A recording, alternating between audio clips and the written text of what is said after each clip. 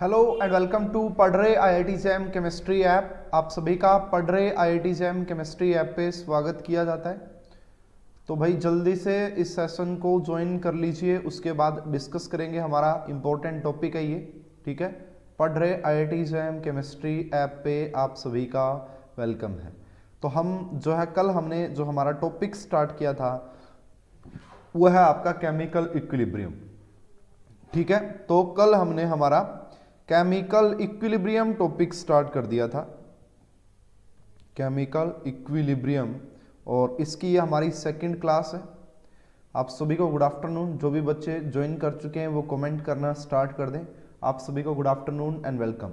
तो कल हमने यही जाना था कि व्हाट इज इक्विलिब्रियम, कि इक्विलिब्रियम होता क्या है, टाइप्स ऑफ रिएक्शन के बारे में जाना था कि कौन सी रिएक्शन रिवर्सिबल होती है, कौन सी रिएक्शन इरिवर्सिबल होती है। इन सब बातों के बारे में हमने काफी कल डिटेल में देख लिया था, ठीक है। तो दोनों ही बातें हमने जान ली थी भाई, रिवर्सिबल इरिवर्सिबल क्या होती है।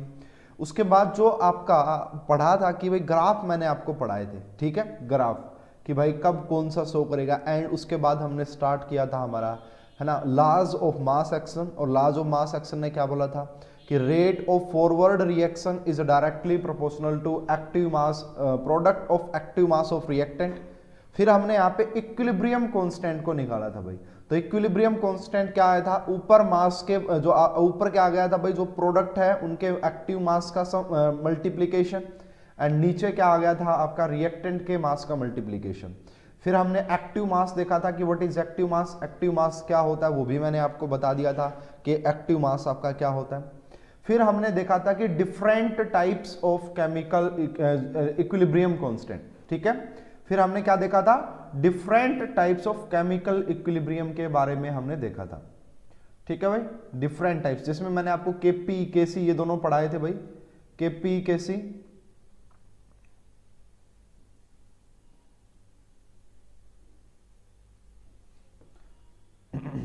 चलो ठीक है, अब आगे स्टार्ट करते हैं। तो आज हम पढ़ेंगे भाई हमारे इस लेक्चर में relation between KP KC and K X, ठीक है। तो आज हम यहां पे डिस्कस करेंगे relation between KC, KP and K X, कि इन तीनों के बीच में क्या रिलेशन होता है। इनके बारे में मैं आपको पहली क्लास में भी बता चुका हूं भाई, आपको पता होना चाहिए। केपी केसी कब बोलते हैं हम इक्विलिब्रियम कांस्टेंट को, जब आपका जो आपका लॉज ऑफ मास एक्शन होता है, अगर वहां पे जो टर्म है वो अगर आपका एक्टिव मास कंसंट्रेशन के टर्म में एक्सप्रेस किया गया है ना। मृदुल मंडल हेलो वेलकम, स्वागत है आपका, ठीक है। तो भाई कल वाला सेशन आप सभी ने देख लिया होगा और समझ में भी आ गया होगा। तो इनके बीच में क्या रिलेशन होता है, एक पर्टिकुलर रिएक्शन लिखते हैं भाई। एक बात तो ये ध्यान में रखिएगा, जब भी आप इनका रिलेशन निकाल रहे हो, जब भी आप केपी केसी या के एक्स इन आपस में इनका रिलेशन निकाल रहे हो, तो वहां पे एटलीस्ट वन गैस होनी जरूरी है। एटलीस्ट वहां पे कम से कम एक गैस तो हो। क्यों? क्योंकि केपी जो है वो गैस के लिए ही डिफाइन करेंगे हम, तो कम से कम एक गैस का होना बड़ा जरूरी है, ये बात ध्यान में रखिए। तो हम एक एग्जांपल लिखते हैं, उसी से समझेंगे। मान लो कि यहाँ पे आपको ए सॉलिड की रिएक्शन करवाई गई है बी गैस के साथ, ए सॉलिड की रिएक्शन करवाई गई है बी गैस के साथ, जिससे कि आपको मिला है 2C गैस, जिससे कि आपको मिला 2C गैस और प्लस में Dl, ठीक है। प्लस में क्या मिला है, Dl। तो आपको मैं कल की क्लास में बता चुका हूं कि जो आपका प्योर सॉलिड होते हैं या जो लिक्विड होते हैं उनका एक्टिव मास 1 मानते हैं, उनका एक्टिव मास 1 मानते हैं। अगर इसके लिए केसी लिखना हो तो मैं कैसे लिखूंगा भाई, तो देखो यहाँ पे अगर ये इसके लिए तो एक्टिव मास 1 मानेंगे, इसका भी एक्टिव मास 1 मानेंगे। तो अब मैं यहाँ इसके लिए केसी क्या लिखूंगा कि सी की कंसंट्रेशन की पावर 2 और नीचे मैंने लिखा बी की कंसंट्रेशन। तो ये मेरा क्या हो गया, केसी हो गया, केसी। अगर मुझे इसके लिए केपी लिखना पड़े तो वो मैं कैसे लिखूंगा, तो मैं यहां पे लिखूंगा पार्शियल प्रेशर ऑफ सी की पावर 2 एंड यहां पे क्या लिख दूंगा भाई आपका पार्शियल प्रेशर ऑफ बी, ठीक है। क्या लिखेंगे, पार्शियल प्रेशर ऑफ बी। तो यहाँ पे केपी केसी मैंने इस पर्टिकुलर के लिए लिखा। अब आप सभी को पता होगा कि हमारा क्या होता है, पीवी इज इक्वल टू, है ना, PV is equal to NRT होता है, ठीक है। तो यहाँ पे अगर मैं बात करूं कि जो मेरा PV is equal to NRT होता है, इसी से देखिए अगर मैं V नीचे ले आता हूं यहाँ पे, तो मोल पर यूनिट वॉल्यूम कंसंट्रेशन। तो P किसके इक्वल हो जाएगा, CRT के इक्वल हो जाएगा। P किसके इक्वल हो जाएगा, CRT के इक्वल हो जाएगा। C का मतलब यहां पे किससे है, कंसंट्रेशन से है। तो मान लीजिए अगर मुझे PC चाहिए कि पार्शियल प्रेशर ऑफ C, तो क्या हो जाएगा, यहां पे हम लेंगे C की कंसंट्रेशन इनटू में RT, ठीक है ना, समझ में आ रहा है, यस। अगर मुझे चाहिए पार्शियल प्रेशर ऑफ B, तो मैं क्या लिखूंगा यहाँ पे, B की कंसंट्रेशन इनटू में RT। क्या ये दोनों वैल्यू मैं यहाँ पे पुट कर दूं, इस इक्वेशन में पुट कर दूं। अगर ये इक्वेशन नंबर मैंने 1 मानी है, तो क्या इस PC एंड PB की वैल्यू मैं यहाँ पे पुट कर सकता हूं, यस। तो कीजिए भाई, आप PB और PC की वैल्यू यहाँ पे पुट कीजिए। तो यहाँ पे देखिए, इसके बाद का मैं यहाँ पे करवा रहा हूँ भाई आपको यहाँ पे साइड में। इसके बाद अगर आप यहाँ पे देखेंगे तो KP जो हो जाएगा आपका, वो किसके इक्वल हो जाएगा, ऊपर लिखेंगे C की कंसंट्रेशन RT की पावर 2। क्या लिखेंगे भाई, C की कंसंट्रेशन और RT की पावर 2, एंड नीचे क्या लिखेंगे, हम लिखेंगे B की कंसंट्रेशन एंड RT। क्या लिखेंगे भाई, B की कंसंट्रेशन एंड RT, ये लिखेंगे।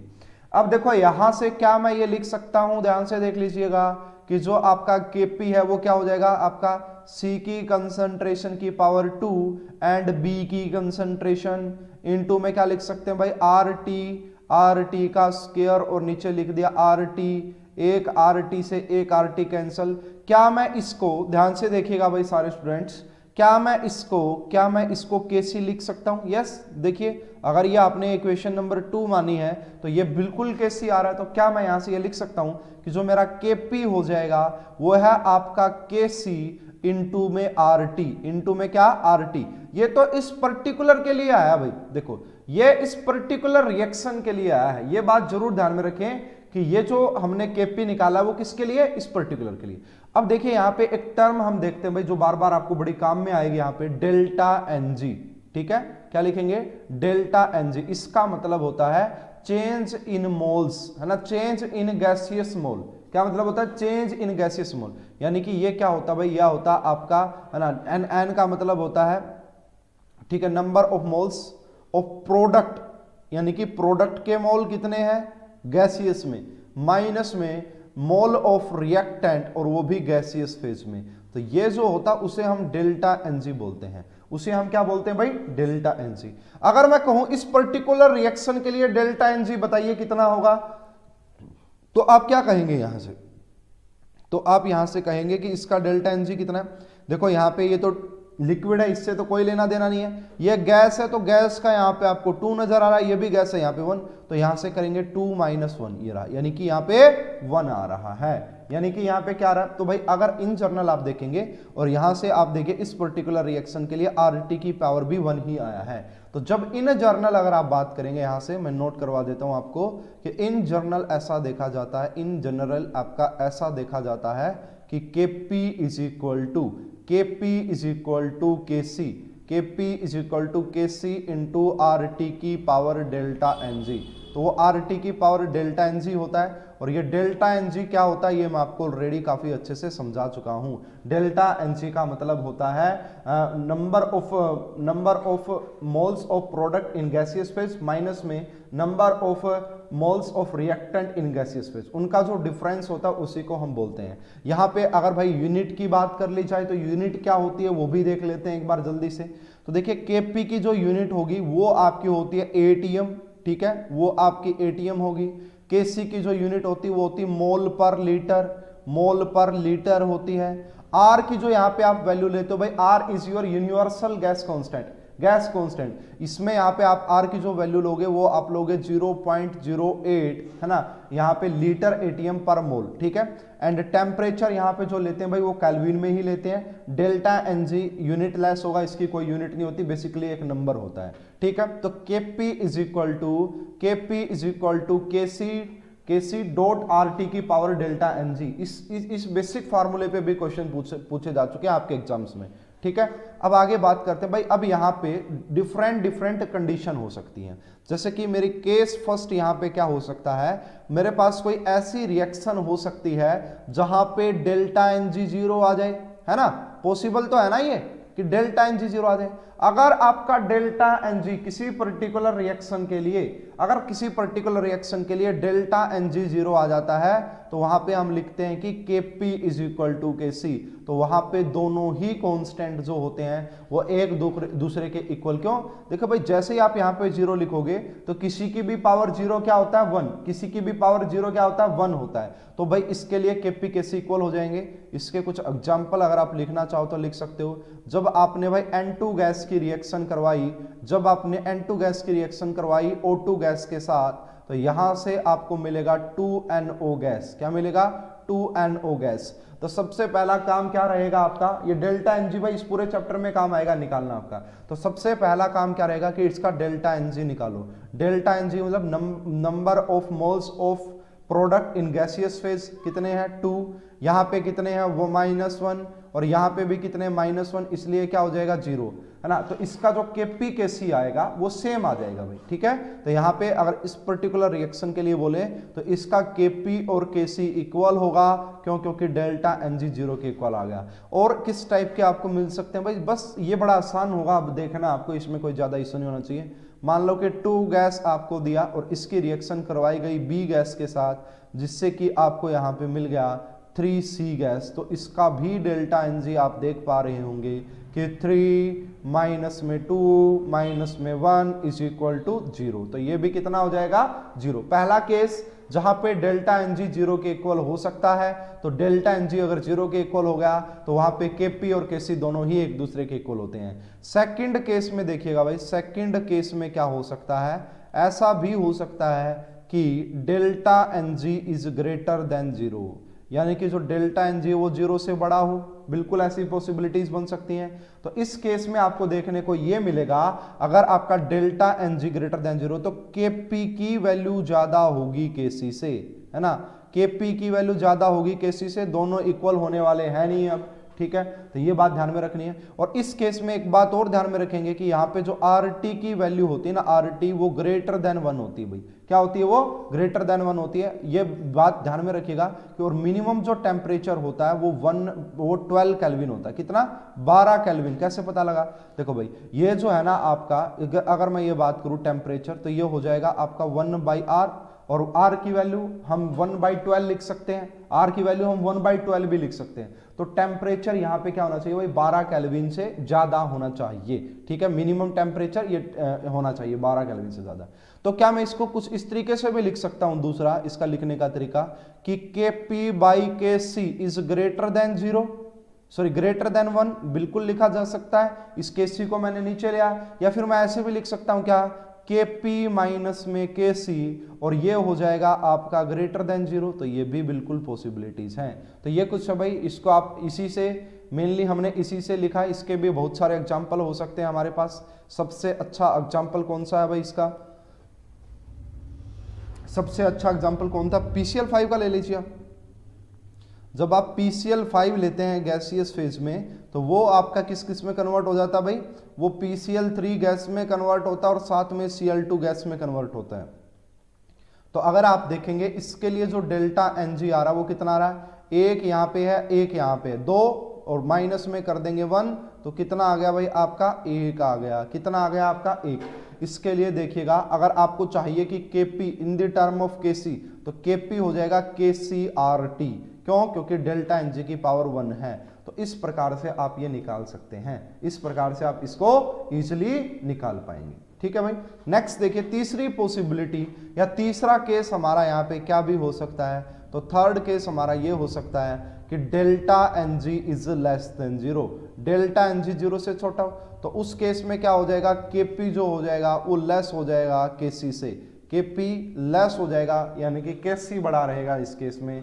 ये बात आप ध्यान में रखनी पड़ेगी आपको यहाँ पे, ठीक है। तो ये बात जब हमने लिखी यहाँ पे, तो और क्या क्या लिख सकते हैं? तो वही लिखा जा सकता है इस केस में कि Kp/Kc is less then 1 and Kp minus Kc is less then 1, ये लेस देन 0, ठीक है। ये सारे फैक्टर हम लिख सकते हैं। इसका जो सबसे अच्छा एग्जांपल है भाई वो हैबर प्रोसेस है। हैबर प्रोसेस, इसमें हम क्या करते हैं? N2 गैस की रिएक्शन करवाई जाती है 3H2 गैस के साथ, जिससे आपको मिलता है 2NH3 गैस, जिससे आपको क्या मिलेगा भाई? 2NH3 गैस मिलेगा। तो अगर यहाँ पे देखा जाए तो डेल्टा Ng कितना हो जाएगा, तो ये प्रोडक्ट के मोल 2 और यहाँ पे रिएक्टेंट के मोल 3 और बाद माइनस में 1 यानी कि -2 आ गया। क्या आ गया भाई, -2 आ गया। अगर इस पर्टिकुलर रिएक्शन के लिए आप मुझसे Kp का पूछेंगे तो Kp किसके इक्वल हो जाएगा, Kc इंटू में RT की पावर -2, RT की पावर -2। तो ये हो जाएगा भाई, यहाँ पे इस प्रकार से आप इसको कर सकते हैं। ठीक है, समझ गए मेरी बात को, तो कर लेंगे ना इसको। तो ये पर्टिकुलर कुछ इस तरीके से आप भाई चीजों को ट्रीट करेंगे, आपको ऐसे इसको करना पड़ेगा। जल्दी से बोलिए भाई, समझ में आ गया ना? ठीक है, अब हम देखिए भाई, चलो ये हमने पढ़ा, ठीक है, अच्छी बात है। Kp और Kc का रिलेशन जान लिया, कोई भी रिएक्शन होगी इजीली निकालेंगे। अब सेकंड हम बात कर लेते हैं भाई रिलेशन बिटवीन, सेकंड हम बात कर लेते हैं आपका किस किस के बीच में रिलेशन बिटवीन अब एक बार Kp एंड Kx के बारे में। ठीक है, Kp एंड Kx के बारे में देख लेते हैं। Kp और Kx क्या था, Kx वो भी मैंने आपको बताया था भाई काफी अच्छे तरीके से, वो सारी चीजें आपको समझ में आनी चाहिए। तो यहाँ पे भाई मान लीजिए हमने एक एग्जांपल, एक रिएक्शन ले ली है कि आपको A गैस गिवन है और वो आपका किसमें, A गैस किसमें हो रही है भाई, 2B गैस में, फॉर एग्जांपल 2B गैस में। तो इसके लिए सबसे पहले अगर मुझे डेल्टा Ng बताओ भाई कितना होगा, तो इसके लिए डेल्टा Ng कितना हो जाएगा इस पर्टिकुलर के लिए। हाँ यस सर, समझ में आ गया, वेरी गुड भाई, कमेंट करते रहे। तो 2 - 1 हो गया, तो यानी कि ये 1 आ गया, 2 - 1 तो 1 हो गया ना ये। ठीक है, अब यहाँ पे अगर मुझे इसके लिए Kp लिखना हो तो कैसे लिखेंगे Kp, तो ऐसे लिखूंगा मैं पार्शियल प्रेशर ऑफ B और उसकी पावर 2 और नीचे क्या लिखूंगा, पार्शियल प्रेशर ऑफ A, यही तो आएगा ना मेरा Kp। अगर मुझे इसके लिए Kx लिखना पड़े तो क्या लिखूंगा, मैं लिखूंगा मोल फ्रैक्शन ऑफ B की power 2 and mole fraction of A, ये मेरा Kx आ गया।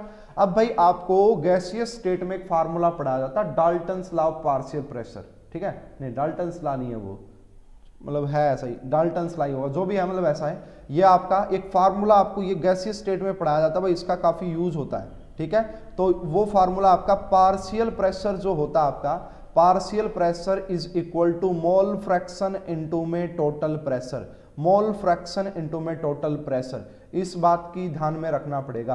अगर मुझे ए का पार्शियल प्रेशर चाहिए, Pa चाहिए मुझे, तो मैं क्या लिख सकता हूं यहां से, मैं ये लिख सकता हूं कि Pt यानी कि टोटल और इनटू में XA, बोलो ये लिखा जा सकता है ना, बिल्कुल इसको लिख सकते हैं। अगर आपसे B की बात की जाए तो आप क्या लिखेंगे, Pb एंड आप लिखेंगे Pt इंटू में XB, Pt इंटू में XB। क्या इन दोनों की वैल्यू मैं यहां पे पुट कर दूं, अगर मैंने इक्वेशन नंबर इसको 3 बोला है तो क्या इस दोनों की वैल्यू यहां पे पुट करूं। जैसे ही आप यहां पे वैल्यू पुट करेंगे तो आपको क्या मिलेगा, Kp। ठीक है, Kp किसके इक्वल, Pb का, है ना, यानी कि Pb इंटू में XB, है ना, Pb गलत लिखा भाई, 1 मिनट रुको करेक्ट करता हूं इसको। तो यहाँ पे Pb नहीं लिखेंगे, यहाँ पे Pt लिखेंगे।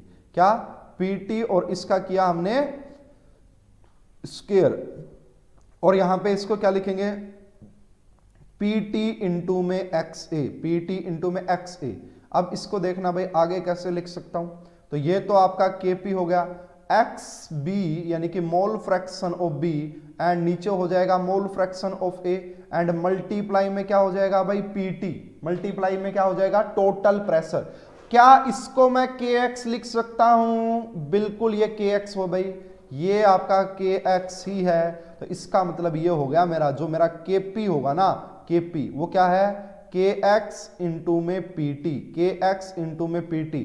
ये इन जर्नल नहीं है, ये इन जर्नल नहीं है, ये इस पर्टिकुलर के लिए है भाई। ठीक है, ये किसके लिए है, ये इस पर्टिकुलर के लिए। अच्छा, अगर मैं देखूं यहाँ पे डेल्टा Ng की वैल्यू कितनी आ रही थी, 1, तो क्या मैं ये बोल सकता हूं, कोई और भी लेके देख लेना, जरूरी नहीं कि आपको यही एग्जांपल लेना, आप कोई भी एग्जांपल लेके देख लेना, उससे भी ऐसा ही आएगा। तो इन जनरल अगर बात की जाए भाई, ब्लैक से लिखते हैं। ठीक है, अगर हम बात करें इन जनरल इन दोनों के बीच में क्या रिलेशन होता है, तो ये देखने को मिलता है कि जो आपका Kp होता है वो आपका Kx इंटू में Pt की पावर डेल्टा Ng। ठीक है भाई, Pt की पावर डेल्टा Ng, समझ में आया। Kp जो होता है वो होता है Kp is equal to Kx into में Pt बोले तो टोटल प्रेशर। यहाँ पे भाई आपको प्रॉब्लम ना हो तो इस Tp का मतलब होता है आपका total pressure and M F का मतलब होता है आपका मोल फ्रैक्शन, एम एफ का मतलब होता है आपका मोल फ्रैक्शन। समझ में आनी चाहिए आपको एक एक चीज, तो ये मैंने समझाया। अच्छा भाई ठीक है, तो दूसरा हमारे पास ये वाला फॉर्मूला आ जाता है यहाँ से, इसको भी हम काफी अच्छे से समझ गए हैं भाई, ठीक है। और तीसरा अब जो आएगा, अगर आपसे पूछे कि रिलेशन बिटवीन के सी, है ना, हालांकि इतना ज्यादा इंपॉर्टेंट है नहीं है, तो तीसरा जो हम रिलेशन देख सकते हैं वो हम देख सकते हैं आपका रिलेशन बिटवीन के सी and K x, relation between के सी एंड के एक्स, इन दोनों के बीच में क्या रिलेशन होने वाला है। तो हमें ये पता है भाई, जो मेरा केपी होता है, जो आपका केपी वो किसके इक्वल है, के सी इंटू में आर टी की पावर डेल्टा एन जी होता है, ये हम निकाल चुके हैं भाई ऑलरेडी। और आपका केपी अभी अभी जस्ट निकाला है कि वो होता है आपका के एक्स इंटू में पी टी की power delta N G, PT की पावर डेल्टा एन जी। क्या इन दोनों को एक दूसरे के इक्वल पुट कर दें, बिल्कुल कर सकते हैं भाई। तो यहां से देखिएगा के सी इंटू में आर टी की power delta N G and K X, ठीक है, के एक्स इंटू में पी टी की पावर डेल्टा एन जी, क्या डेल्टा एन जी। अगर आपको के सी चाहिए, ठीक है, अगर आपको यहाँ से सॉरी के एक्स लिखना पड़ेगा भाई, ये कुछ मिस्टेक हो रही है, इनको करेक्ट करते चलेंगे। तो यहाँ से अगर मुझे के सी चाहिए तो मैं क्या लिख सकता हूँ, के सी इज इक्वल टू के एक्स, और अब मैंने लिखा पी टी ऊपर एंड नीचे लिखा आर टी, पी टी ऊपर नीचे लिखा आर टी, और इसकी पावर हो गई डेल्टा एन जी, इसकी पावर क्या हो गई भाई, डेल्टा एन जी। तो ये हमारे पास आ जाता भाई फाइनल फार्मूला। तो मैंने आपको तीनों इक्विलिब्रियम कांस्टेंट अच्छे से समझा दिए हैं, आपको भी अच्छे से समझ में आ गए होंगे। तो ये हमारा तीसरा फार्मूला होता है, ये हालांकि हमने पहले दो से ही ड्राइव किया, इतना ज़्यादा इंपॉर्टेंट होता नहीं है, फिर भी अगर कल को एग्जामिनर आपसे पूछे तो आपको इसके बारे में पता होना चाहिए, ठीक है भाई। तो आओ एक बार दोबारा से देख लेते हैं तीनों को। सबसे इंपॉर्टेंट और सबसे काम में आने वाला फर्स्ट फार्मूला ये है कि के P is equal to K C into में आर टी की power delta N G. Second हमने के पी और के एक्स का रिलेशन देखा, तो वो क्या आ गया भाई आपका, के पी इज इक्वल टू के एक्स इंटू में पी टी की पावर डेल्टा एन जी। तो ये भी आपको समझ में आ गया होगा भाई काफी अच्छे तरीके से। अब चलिए भाई थोड़ा सा बात कर लेते हैं, हमारी इनके यूनिट्स की बात कर लेते हैं, ठीक है भाई। तो रिलेशन मैंने आपको पढ़ा दिए हैं, समझ में आ गए होंगे। अब हम थोड़ा सा नए टॉपिक की तरफ चलते हैं, वो है आपका यूनिट ऑफ के पी एंड के सी, क्योंकि ज्यादातर इंपॉर्टेंट यही है, के एक्स मोल फ्रैक्शन की कोई यूनिट नहीं होती है भाई, ठीक है, मोल फ्रैक्शन की कोई यूनिट नहीं होती है, यूनिटलेस है वो। तो देखो केपी की बात करें, यूनिट ऑफ केपी की बात करें, यूनिट ऑफ केपी, तो वो क्या क्या हो सकती है भाई। एक तो ये हो सकता है कि यहाँ पे प्रेशर ही रहते हैं ज्यादातर, तो वो हो सकती है एटीएम की power delta N G, ATM की पावर डेल्टा एन जी रहने वाली है। एंड अगर आप बात करेंगे यूनिट ऑफ के सी, तो वो रहेगी आपका मोल पर लीटर की पावर डेल्टा एन, यहाँ पे डेल्टा एन लिखना, मोल पर लीटर की पावर डेल्टा एन। यहाँ पे डेल्टा एन क्यों, क्योंकि केसी में भाई आपका जैसे और भी रिलेशन आपको देखने को मिल सकते हैं, ठीक है, और भी अगर वहां पे होमोजीनियस गैसियस रिएक्शन है, होमोजीनियस गैसियस रिएक्शन का मतलब सिर्फ गैस गैस गैस ही वहां पे, रिएक्टेंट में भी गैस, प्रोडक्ट में भी गैस, तो उसके लिए डेल्टा एन और डेल्टा एन जी इक्वल ही होते हैं, ठीक है। डेल्टा एन यहाँ पे जी बस इसलिए नहीं लगा रखा कि यहाँ पे गैसियस, क्या पता जरूरी नहीं कि हो, यहाँ पे गैसियस इसलिए लगा रखा है, ठीक है, समझ में आई भाई। तो एक पर्टिकुलर का एग्जांपल लेके समझाते हैं भाई आपको, एक इसका ले लेते हैं भाई, इसको आप लिख भी सकते हैं। अगर आपके पास होमोजीनियस गैसियस रिएक्शन है, होमोजीनियस गैसियस रिएक्शन है, तो उसके लिए क्या होता है आपका, delta N G and delta N दोनों इक्वल होते हैं। एक एग्जांपल से समझ लेते हैं, जैसे आपको बोला गया कि ए गैस आपका कन्वर्ट हो रही है 2B गैस में, ए गैस आपका कन्वर्ट हो रही है 2B गैस में, तो आपने देखा कि इसका डेल्टा एन जी की वैल्यू कितनी आ रही है भाई 1। तो इसके लिए अगर आपको यूनिट पूछे कि केपी की यूनिट बताओ, वैसे इसके लिए आप केपी लिखेंगे क्या, पहले वो भी देख लो। इसके लिए केपी आप क्या लिखेंगे भाई, यहाँ पे आप लिखोगे पार्शियल प्रेशर ऑफ बी की पावर 2 एंड ए। इसकी यूनिट क्या हो जाएगी भाई, एटीएम, एटीएम का स्क्वायर, एंड इसका क्या हो जाएगा, ओनली एटीएम। तो फाइनली अगर आप यूनिट देखेंगे तो वो कितनी आ गई, एटीएम। क्या ये वाली बात यहाँ से ट्रू हो गई कि जो डेल्टा एन जी रहेगा वही उसकी डेल्टा एन जी, इंपॉर्टेंट है, यहां बार बार देखना आएगा। ऐसे ही आप क्या भी निकाल सकते हैं यहाँ पे भाई, केपी की वैल्यू, केसी की यूनिट भी निकाल सकते हैं। केसी के लिए क्या लिखेंगे, बी की कंसंट्रेशन की पावर 2 एंड नीचे लिखेंगे ए की कंसंट्रेशन। यहां पे आप क्या लिखेंगे, मोल पर लीटर की पावर 2 एंड नीचे क्या लिखेंगे आप, मोल पर लीटर। बाद में आप देखेंगे तो आपको क्या मिलने वाला है, यहां से मोल पर लीटर मिलेगा। आपका क्या मिलेगा यहाँ पे, मोल पर लीटर। तो ये थोड़ा सा यूनिट का आइडिया आपने ले लिया होगा भाई। दूसरी बात, ये तो केपी केसी थे भाई। अब यहाँ पे अगर आपसे पूछ ले, कल को अगर यहाँ से पूछ ले थोड़ा सा और आपको कंफ्यूज करने के लिए, कि यूनिट ऑफ केपी नोट, के नोट पी की क्या यूनिट होती है, और दूसरा अगर पूछ ले यूनिट ऑफ केसी नोट, इसकी क्या यूनिट आएगी। तो दोनों ही क्या होती हैं भाई, ये दोनों क्वांटिटी। इस नोट का मतलब क्या होता है वो भी समझा देते हैं भाई। देखो आपके पास क्या आता है, जब आपको नर्स्ट इक्वेशन पढ़ाएंगे तो वहां पे एक फार्मूला बनेगा कि जो डेल्टा जी होता है वो इक्वल होता है minus R T anti log के इक्विलिब्रियम। क्या होता है भाई, के इक्विलिब्रियम। अब वहां पे जो ये जो एंटी लॉग के अंदर जो क्वांटिटी होती है ना, उसकी कोई यूनिट नहीं होती, वो बेसिकली एक नंबर होता है। वो क्या होता है, बेसिकली एक नंबर होता है। तो ये बात ध्यान में रखना कि जो आपका जो डेल्टा जी नोट है वो किसके इक्वल हो जाएगा, minus R T anti log. तो ये जो के इक्विलिब्रियम नजर आ रहा है ना आपको, ये एंटी लॉग, इसकी वैल्यू जो है, इसकी कोई यूनिट नहीं होनी चाहिए, एक नंबर होता है। तो ये इसके लिए या तो हम यूज करेंगे केपी नोट या इसके लिए हम यूज करेंगे केसी नोट। इसका मतलब ये दोनों ही आपके कैसे होते हैं, यूनिटलेस होते हैं। कैसे होते हैं, इसकी भी कोई यूनिट नहीं होती, इसकी भी कोई यूनिट नहीं होती। अब ये आपको मिलता कैसे है, तो ये ऐसे मिलेगा, आपको डिवाइड कर देना है, ठीक है। जो भी आपको, अगर आपको केपी नोट चाहिए तो divide partial pressure by 1 ATM, एक एटीएम से डिवाइड कर दीजिएगा। जो आपका पार्शियल प्रेशर है उसको एक एटीएम से डिवाइड कर दीजिएगा, एटीएम से एटीएम कैंसिल हो जाएगी। अगर आपको केसी नोट चाहिए तो आपको डिवाइड कर देना है कंसंट्रेशन को बाय मोल, 1 मोल पर लीटर, एक मोलार से, एक कैपिटल एम से आपने उसको डिवाइड कर देना, तो आपके पास केपी और केसी नोट आ जाते हैं। आपके पास केपी और केसी नोट आ जाएंगे। समझ में आ गई बात, बोलिए फटाफट से। अब देखो कुछ क्वेश्चन की प्रैक्टिस कर लेते हैं आपको, ताकि चीजें समझ में आए।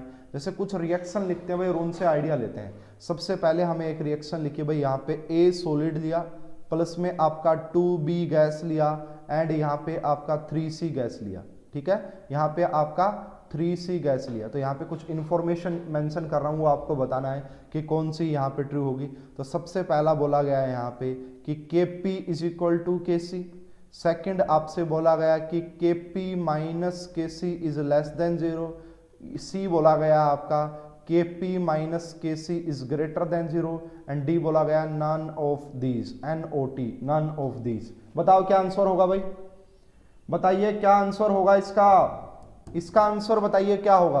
तो ऐसे केस में सबसे पहले क्या निकालना, डेल्टा एनजी। क्या निकालोगे भाई, डेल्टा एनजी। अब डेल्टा एनजी यहाँ पे 3 है और यहाँ पे 2 है, क्योंकि सॉलिड का तो कोई होगा ही नहीं, सॉलिड के तो देखने ही नहीं। डेल्टा एनजी का मतलब सिर्फ गैसियस के देखने हैं। तो इसकी वैल्यू आ गई 1, अगर इसकी वैल्यू आ गई 1 तो मैं क्या लिख सकता हूं कि मेरा Kp is greater then Kc। तो यहां से मैं क्या लिख सकता हूं, Kp minus Kc is greater than 0। क्या लिख सकते हैं भाई हम, Kp minus Kc is greater than 0। ये बात समझ में आई। देखिए भाई, जब आप इसको यहाँ पे माइनस यहाँ पे लेके आएंगे, है ना, तो इसका साइन चेंज हो जाता है ना। एक मिनट रुकिए भाई, कहीं पे मैंने रॉन्ग तो नहीं लिखा पीछे, दोबारा से एक बार देखता हूँ मैं। ये था तो ये ग्रेटर देन आ गया था, ठीक है, एक मिनट रुको। एंड फर्स्ट, अच्छा ये तो ठीक है, तो ये ग्रेटर देन 0 आया था, ठीक है। तो ये ग्रेटर देन 0 आना चाहिए भाई, ओके। तो ये क्या आ जाएगा आपका, ग्रेटर देन 0, ठीक है भाई। इसका जो है सी आंसर आ जाएगा इस प्रकार। यस, बिल्कुल सही है मृदुल, बिल्कुल सही है, बिल्कुल आपने करेक्ट बताया, इसका आंसर की ये होगा, ठीक है भाई। चलो नेक्स्ट ये क्वेश्चन देखना भाई, ये क्वेश्चन बहुत अच्छा क्वेश्चन है, आपके एग्जाम में आने वाला क्वेश्चन है। तो इसके ऊपर मैं लगा देता हूं थोड़ा सा इंपॉर्टेंट। तो आपको क्या करेगा, एग्जामिनर एक इक्वेशन देगा, एक रिएक्शन देगा, ठीक है। एक आपको यहाँ पे रिएक्शन दे दी भाई, क्या रिएक्शन दी, या इक्वेशन बोलो इसको, ये रिएक्शन ना देके कोई इक्वेशन बोल दो, कि एक इक्वेशन आपको दिया यहाँ पे, बोला कि log Kp बाई Kc, क्या बोला, log Kp by Kc plus में log RT, प्लस में log RT is equal to 0। तो बताओ, अब मैं 4 ऑप्शन लिख रहा हूं, आपको बताना है कि कौन सी रिएक्शन है जो इसको ओबे करेगी, जो इसको ओबे करेगी। तो सबसे पहले भाई मान लो आपको यहां पे लिख दिया कि N2 गैस प्लस में 3H2 गैस, और यहां से आपको मिल गया भाई 2NH3 गैस। एक ऑप्शन ये लिखा। दूसरा ऑप्शन कैसा लिख दिया भाई आपको यहाँ पे कि N2 गैस प्लस में O2 गैस, और यहां से आपको क्या मिल गया, यहां से आपको क्या मिल गया 2NO गैस। ठीक है, उसके बाद यहां से C में क्या लिखा गया SO2 गैस है भाई ये सारी, 2SO2 प्लस में आपने यहां पे लिखा O2, और जब तक कुछ ना लिखे आपको गैस ही मानना भाई। ठीक है, ये बात भी ध्यान में रखें कि जब तक आपको कुछ ना बोला जाए आपको उसको गैस ही मानना है। एंड डी ऑप्शन जो लिखा गया वो लिखा गया H2 गैस प्लस में I2 गैस, एंड यहां पे आपका हो जाएगा 2HI गैस। बताओ, MSQ भी हो सकता है ये आंसर MSQ भी हो सकता है क्वेश्चन। इसको कैसे डील करेंगे भाई, देखो सबसे पहले लॉग की कुछ प्रॉपर्टीज होती हैं। ठीक है, इसको मैं यहां पे दिखा रहा हूं। तो लॉग की एक बड़ी फेमस प्रॉपर्टी ये होती है भाई, अगर log A प्लस बी है, log A प्लस में अगर log B है, अगर ऐसे हैं तो हम उन्हें मल्टीप्लाई करके लिख सकते हैं। तो हम क्या लिख सकते हैं, log A डॉट B लिख सकते हैं, या जस्ट इसका रिवर्स भी ट्रू होता है। अगर आपके पास log A dot A B है यानी कि मल्टीप्लाई है, तो आप उनको ऐसे लिख सकते हैं। ठीक है, तो देखो भाई क्या ये दोनों एक दूसरे के प्लस में है, तो क्या मैं यहां से देख लेना भाई ध्यान से, क्या मैं यहां पे ये लिख सकता हूं कि log, क्या लिखेंगे भाई log KP by KC into में RT लिखा जा सकता है ना, ऐसा बिल्कुल लिखा जा सकता है। अब देखो भाई ये यहाँ पे आपको 0 नजर आ रहा है, तो भाई बहुत सारे बच्चे ऐसे होंगे जिनको पता होता है C। अच्छा, एक बच्चे ने आंसर दिया C। ओके, वेट कीजिए, ऐसा नहीं होगा मृदुल, C नहीं होगा, रोंग आपने दिया। देखो log 0 जो होता है ना, जीरो जो होती है वो log 1 की वैल्यू होती है भाई। ये बात आप याद रख लें, फ्यूचर में भी काम आएगा। यहां पे लिख देता हूं, देखो कि जो log 10 होता है ना आपका, उसकी वैल्यू 1 होती है, और जो log आपका 1 होता है उसकी वैल्यू 0 होती है। ठीक है, ये आप जरूर ध्यान में रख ले कि log 10 की वैल्यू 1 होती है, log 1 की वैल्यू 0। तो क्या मैं इस 0 की जगह यहां पे log 1 लिख सकता हूं? बिल्कुल लिखा जा सकता है भाई, क्यों नहीं लिख सकते। इस log से ये log कैंसिल, तो क्या मैं यहां से ये लिख सकता हूं कि KP is equal to KC और RT की पावर 1। क्या RT की पावर 1 लिख सकता हूं? यस। इससे मुझे क्या पता लग गया, इस इक्वेशन से मुझे क्या पता लग गया कि मेरा डेल्टा NG क्या आ गया, मेरा डेल्टा NG क्या आ गया, मेरा डेल्टा NG 1 आ गया। अब ऐसा देख लो, अब इस क्वेश्चन में देख लो कि किस में आपको डेल्टा NG 1 नजर आ रहा है। तो देखो भाई सबसे पहले वाली है, इसका डेल्टा NG आपका जो है -2 है। क्या है? -2। क्या ये आंसर होगा? नो, ये आंसर नहीं होगा। ठीक है, इसके लिए देखिए डेल्टा NG की वैल्यू 1 है। क्या है भाई? डेल्टा NG की वैल्यू 1 है, तो बी होगा हमारा आंसर। एक तो बी होगा। आगे भी चेक करते हैं। इसके लिए डेल्टा NG की वैल्यू -1 है, इसके लिए डेल्टा NG की वैल्यू -1 है। क्या ये आंसर होगा? क्या ये आंसर, ओहो सॉरी, कुछ मिस्टेक हुई है भाई यहाँ पे। Delta NG is equal to RT की पावर, एक मिनट चेक करो भाई, चेक करो कहां से मिस्टेक की है, कोई मिस्टेक हुई है क्या?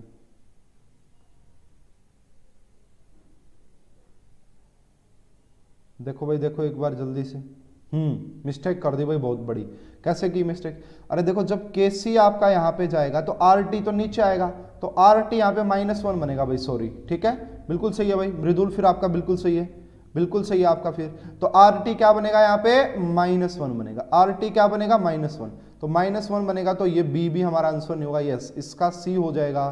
क्या D होगा क्या हमारा आंसर? क्या D होगा क्या? तो यहाँ पे भी आप डेल्टा NG 1 देख पा रहे हैं। बिल्कुल सही आंसर बताया, KP KC KP into RT। Yes, बिल्कुल सही है, बिल्कुल सही है, बिल्कुल सही है आपका।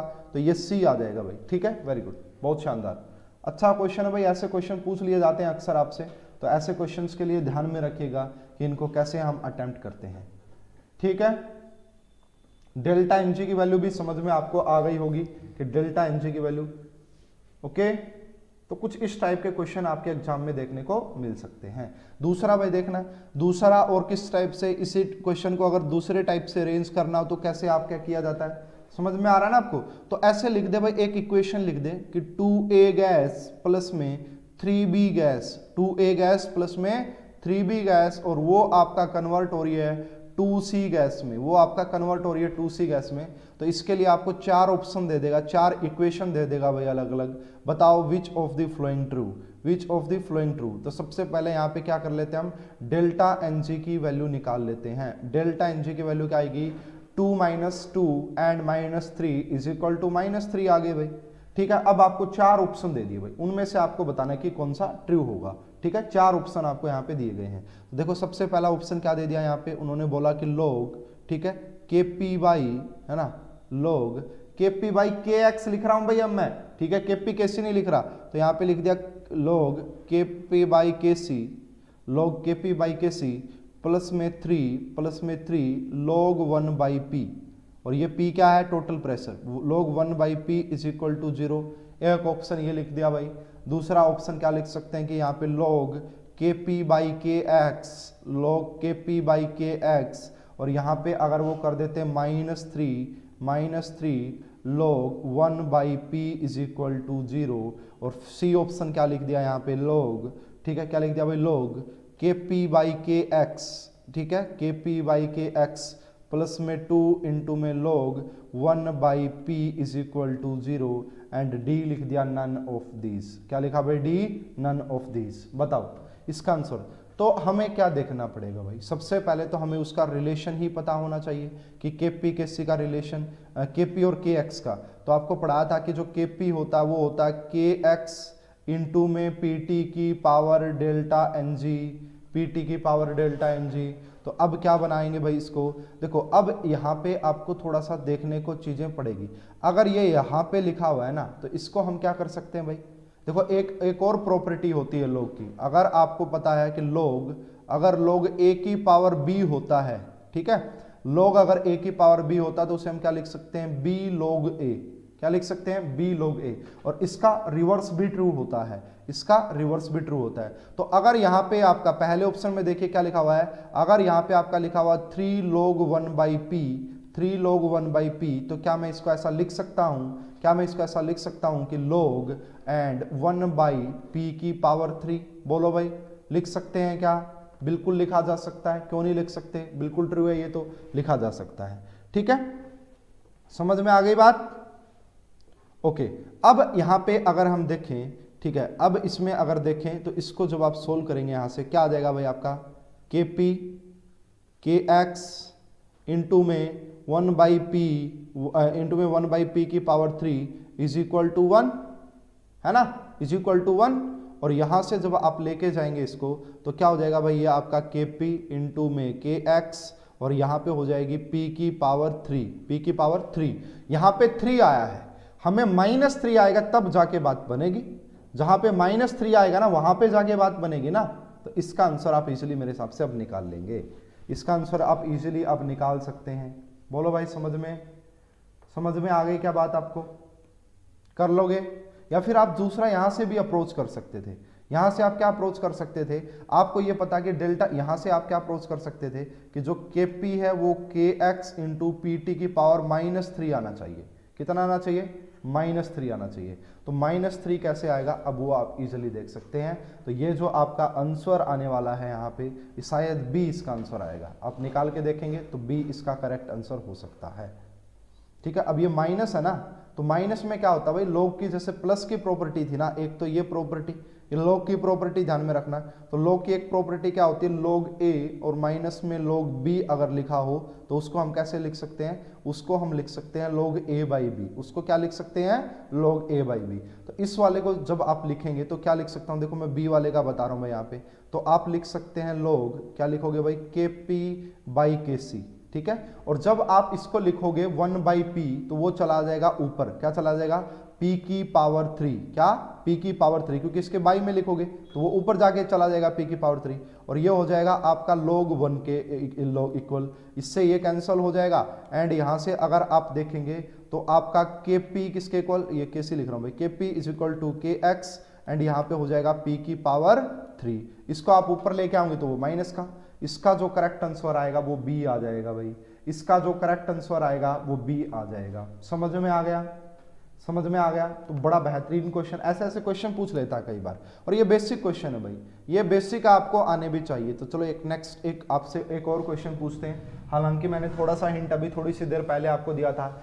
एट व्हाट टेम्परेचर, देखिए क्या बोला गया आपसे, at what temperature Kp and Kc, है ना, at what temperature Kp and Kc are numerically equal for an reaction. ठीक है, देखिए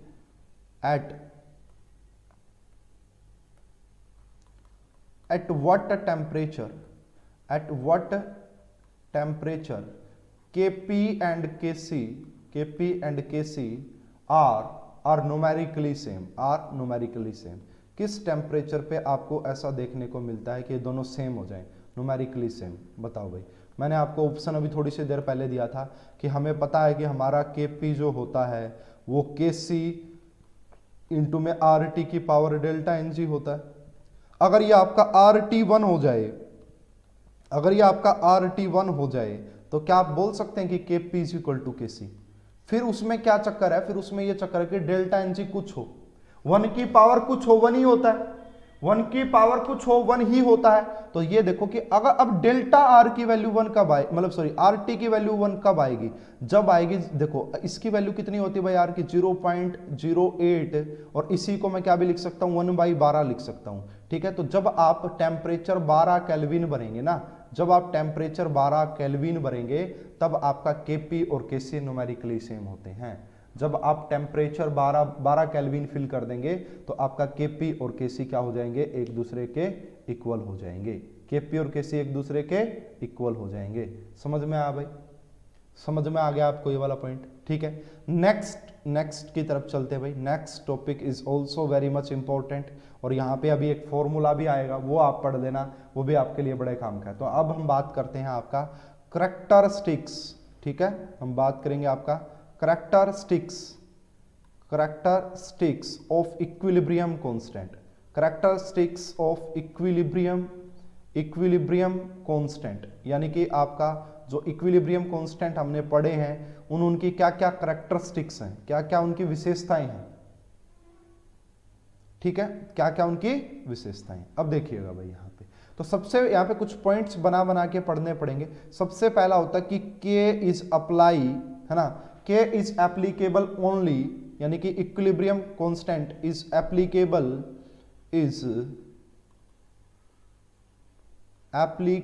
only, K equilibrium is applicable only when concentration of reactant and product have attained their equilibrium, and product K is applicable only when concentration of reactant and product have attained their equilibrium,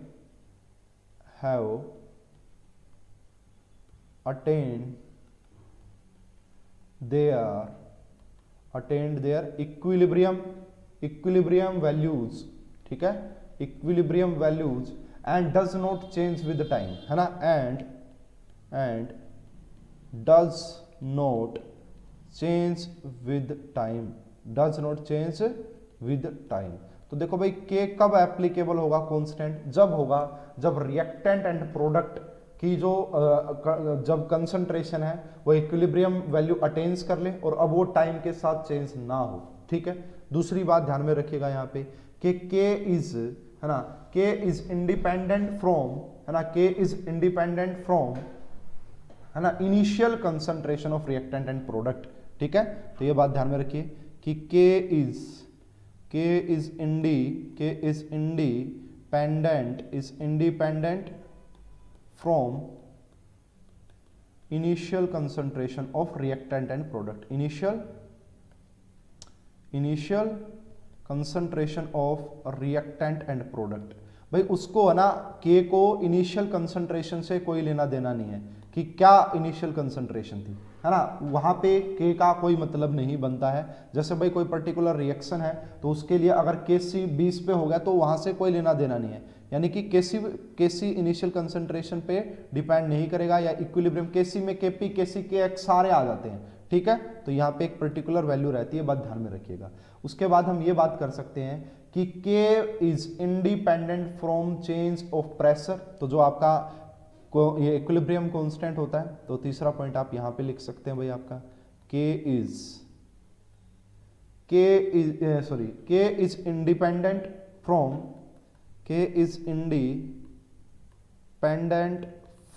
change in value of from change in value है ना, from change of pressure का change होने से वो change नहीं होता भाई आपका, वॉल्यूम के चेंज होने से आपका इक्विलिब्रियम कांस्टेंट चेंज नहीं होगा, है ना, मास या कंसंट्रेशन, ठीक है, कंसंट्रेशन से वो चेंज नहीं होता, एडिशन ऑफ कैटालिस्ट, है ना, एडिशन ऑफ कैटालिस्ट, तो उससे भी ये चेंज नहीं होता है। तो इक्विलिब्रियम कांस्टेंट जो होता है वो वॉल्यूम, प्रेशर, मास, कुछ से भी वो चेंज नहीं होता है, ठीक है। एडिशन कोई मटेरियल ऐड कर दो आप, उससे भी वो चेंज होने वाला नहीं है, ये बात भी आप ध्यान में रखिए, है ना। तो उसके बाद फोर्थ पॉइंट देखिए, वो भी काफी इंपॉर्टेंट है भाई अपने आप में, है ना। अ गिवन रिएक्शन फॉर देखिए a given reaction for a given stoichiometry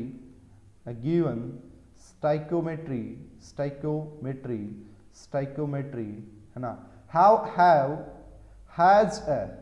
has a unique value of equilibrium constant. ये काफी इंपॉर्टेंट पॉइंट है, unique value of E Q, है ना। Unique value of E Q का मतलब समझते हो कि भाई जो एक पर्टिकुलर रिएक्शन है ना, जो आपको पर्टिकुलर स्टाइकियोमेट्री दी गई होगी, उस स्टाइकियोमेट्री पे अलग इक्विलिब्रियम कांस्टेंट होगा। अगर आप उसकी स्टाइकियोमेट्री चेंज कर देंगे तो इक्विलिब्रियम कांस्टेंट भी चेंज हो जाएगा, है ना, एट अ पर्टिकुलर टेम्परेचर। तो अगर आपने स्टाइकियोमेट्री चेंज कर दी, और वो कैसे होगा भाई, वो भी मैं अभी आपको आज के लेक्चर में ही बताऊंगा कि कैसे।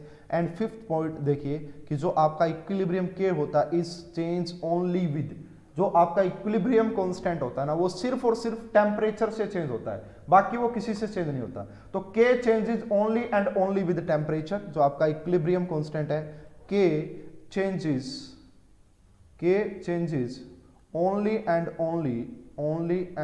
ओनली विद टेम्परेचर, तो वो सिर्फ और सिर्फ आपका टेम्परेचर से चेंज होता है। और इसमें एक डिपेंडेंसी आती है भाई, एक इक्वेशन आती है, उस इक्वेशन को आपने ध्यान रखना पड़ेगा।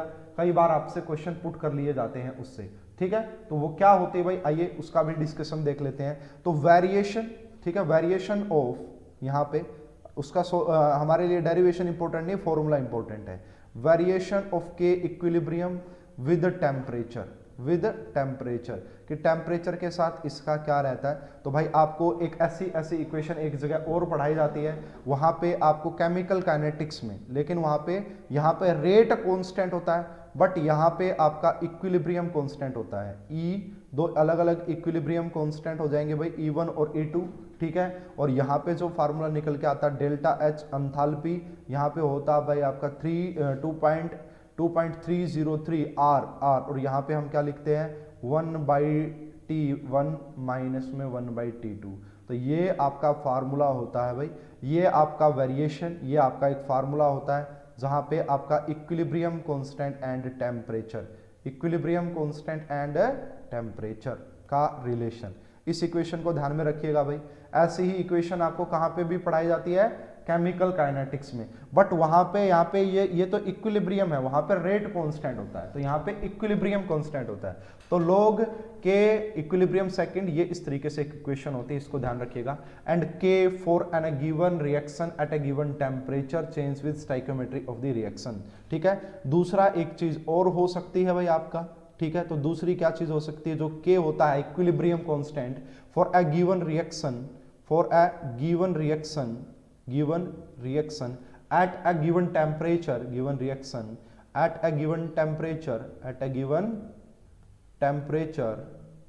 ठीक है, temperature change only with, change किसके साथ, change with stoichiometry of the reaction,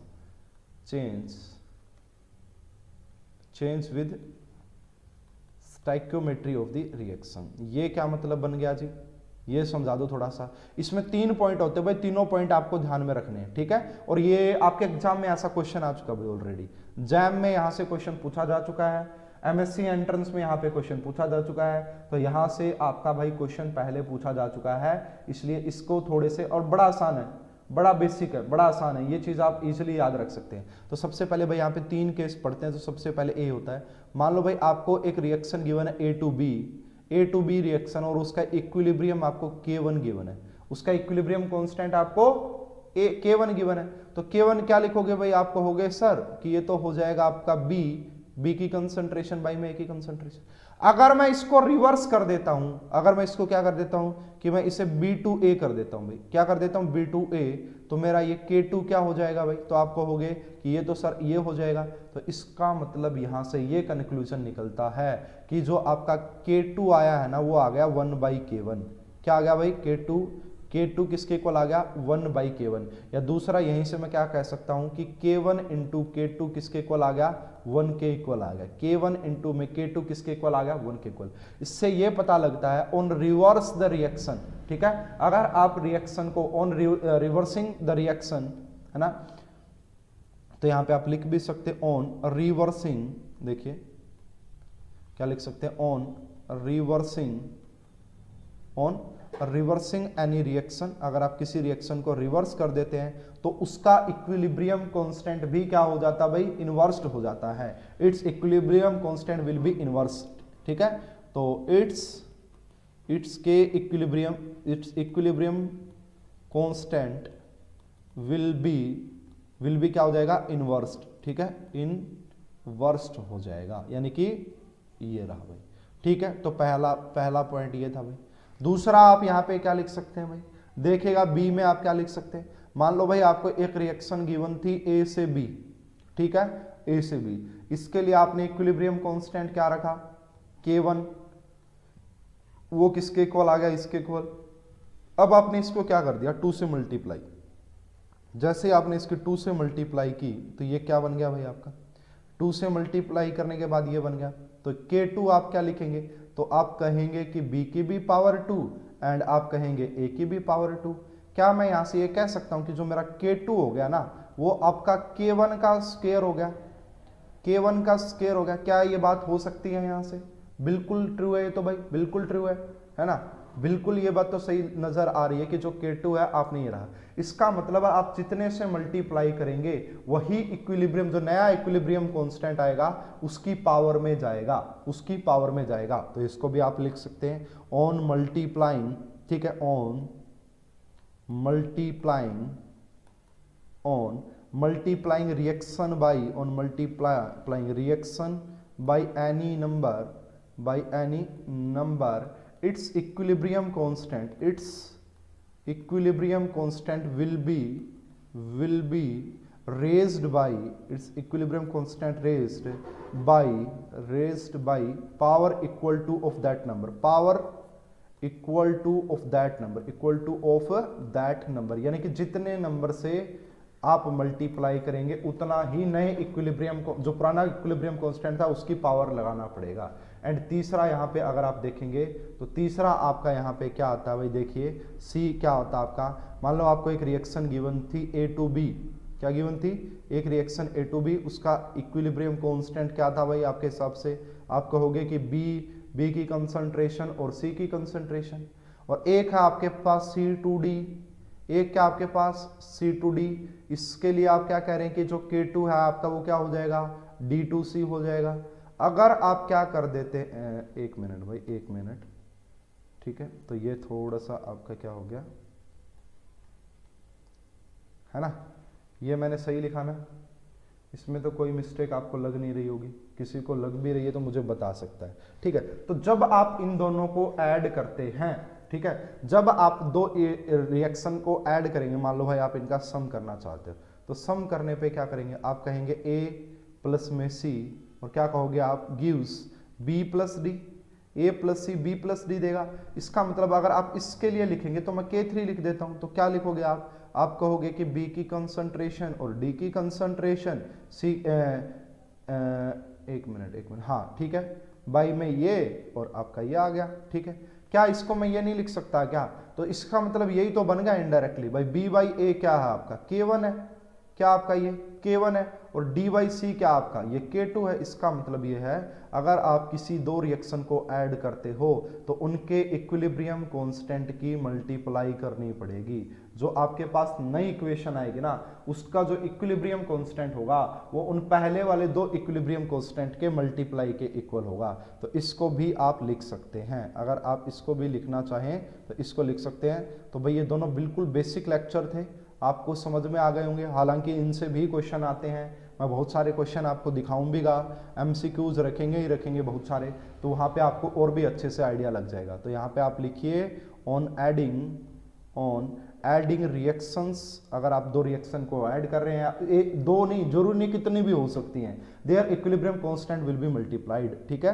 तो their equilibrium constant will be multiplied. तो उनका जो इक्विलिब्रियम कांस्टेंट है वो क्या हो जाएगा भाई, वो मल्टीप्लाई आपको करना पड़ेगा, ठीक है। तो मैंने आपको आज तीनों की रिलेशन Kp Kc Kx, इन तीनों की रिलेशन मैंने आपको बता दी है भाई, ठीक है, कि क्या क्या उनकी रिलेशन रहेगी, और भी बहुत सारे फैक्टर्स मैंने आपको यहाँ पे बता दिए हैं। तो आपको समझ में आया होगा आज की क्लास। कल जो भाई ये मैंने करवाया है इनके बेस्ड के ऊपर कुछ न्यूमेरिकल्स डिस्कस करेंगे अच्छे। हालांकि 2-3 क्वेश्चन मैंने ऐसे करवाए हैं जो कि आपके एग्जाम में डायरेक्टली पूछे जा सकते हैं और पूछे गए हैं, इसलिए मैं इनकी इंपॉर्टेंस भी आपको ज़्यादा बता रहा हूँ, ठीक है। तो यह था भाई आज का हमारा केमिकल इक्विलिब्रियम का सेशन नंबर 2, आपको समझ में आ गया होगा, ठीक है। तो चलिए भाई, ठीक है, आप सभी को अगेन गुड आफ्टरनून, और आशा तो यही रहेगी कि आपको क्लास बहुत अच्छी लगेगी। और जब मैं पूरा केमिकल इक्विलिब्रियम आपको पढ़ाऊंगा तो आप देखिएगा कि नेट, गेट, जैम, जेई, जो भी एग्जाम है उसके आपसे क्वेश्चन सॉल्व हो रहे होंगे।